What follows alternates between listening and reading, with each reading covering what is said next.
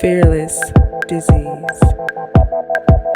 Today in Los Angeles, we're talking about a murder trial that's finally completed, where a woman has been convicted of stabbing a young lady in a parking lot. Let's see what they have to say. Hello everyone, I'm Juan Fernandez. Hi everyone, thanks for being with us tonight. I'm Susie Suh, and this is CBS LA at 10 on KCAL 9. Justice tonight, finally, for a Southern California family. They waited 7 years for the person who killed their mom to be caught and convicted. It's a story we've been following from the very beginning because it is filled with a series of unbelievable twists and turns, and a family that prayed this day would someday come. CBS LA's Hunter Sowers is live in the newsroom for us with the story of Susan Leeds and the woman who killed her. Hunter. Yeah, that's right, Juan. Susie Leeds lived in Rolling Hills. She was a retired nurse and mother of a large family. Her life, it came to an end in a brutal attack inside a mall parking lot in 2018. And ever since, her family says they have been trapped in a living nightmare.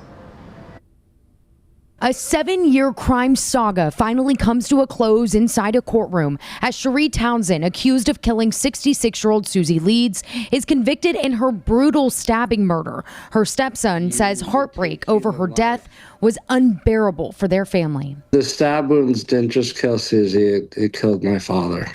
In May of 2018, Susie was found murdered in her SUV in a mall parking lot in the Rolling Hills estate community. The first murder in the area in nearly 10 years. This photo, taken the day Susie was killed, is believed to be one of the last images of her alive.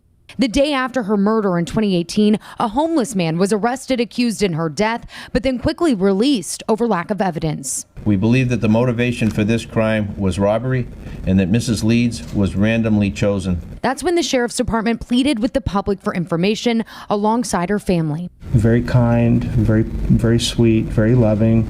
Great innocent woman go through such a horrific death is certainly beyond words. It wasn't until weeks after the crime Cherie Townsend was first arrested. The sheriff claiming circumstantial evidence, including her cell phone, found under Susie's car as proof she committed the crime, including cell phone data showing Townsend's car leaving the garage before Susie was found. But this is video of Townsend as she was released from jail after just 5 days. Investigators continue looking into the crime. I was wrongfully accused of murder.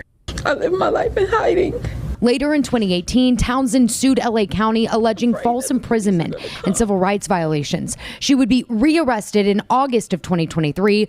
I don't know. That's a fast transition. She looks totally different after 8 years. Looked very gruesome. At one point, she was crying and saying that she didn't do it. Next one looked like her face saying, "Yeah, I did it."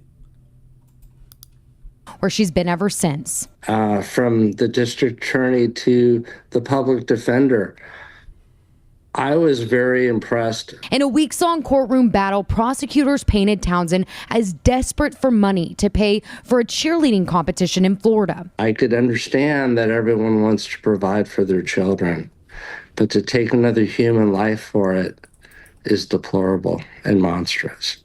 Susie was a retired nurse and type 1 diabetic, awarded in helping others dealing with the disease. Her family now says they can lay their parents to rest. We all love them very much. We're all very much going to miss them. They'll all be in our heart. Yeah, and when Ben said this case killed his father, he truly believes that. His dad died years after Susie was killed, never got to see this day of justice. Ben, his brother, and Susie's family, they have all been in the courtroom over the process of many years. They praised the detectives for their work and said their mission now is to make sure Susie's memory is never forgotten. I'm Hunter Sowers. Back to you. All right, Hunter, thank you so much. Wow, very sad moment. I'm glad they were able to convict her. She certainly doesn't look like she's remorse about what she's done.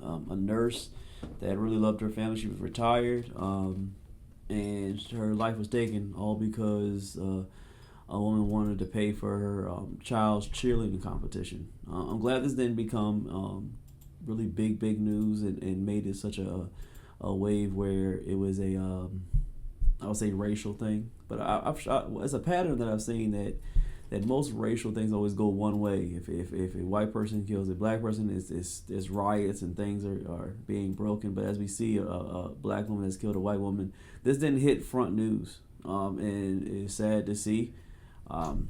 Some people think it's one way, and some people think that it's just normal. But this is something that needs to be corrected, especially when it comes to people hurting other people for money. This woman was not homeless. This woman was not out of money. She just wanted a little extra money to help their kids. And we understand that we want to help our kids, but taking another life is not the I would say the